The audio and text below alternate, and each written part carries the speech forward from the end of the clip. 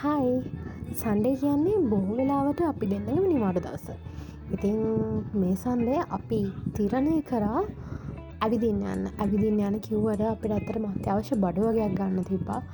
අපි ඉතින් තිරණය කරා කොළඹ කොටුවට යන්න පෙටාවල්ට යන්න.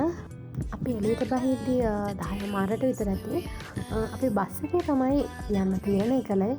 මං දන්නේ මටනම් මගේ වඳුරු ගත තිර කරගෙන ඉන්න හරිම අමාරුයි කොහෙ වුණත්. එයාටත් මේ විකාරවලට දැන් මං හිතන්නේ හුරු වෙලා. අපි හිතපු තරම් අද නම් කොටුවේ සෙනග නෑ. කතාවෙන් කතාව අපි කොටුවටත් ආවා. හැබැයි වෙනද තරම් අද නම් කොටුව ඇත්තටම විසී නැහැ. පෙටාවලදී නම් අපි ලොකුවට වීඩියෝස් ගත්තේ නැහැ.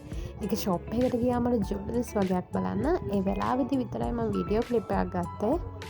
ඇත්තටම අපි මේ දවස්වල අපේ රූම් එක අලුතින් ඩිසයින් කරනවා.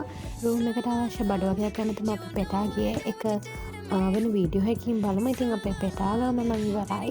ඊට පස්සේ ඉතින් යූෂුවලි අපි ගෙදර ඇවිල්ලා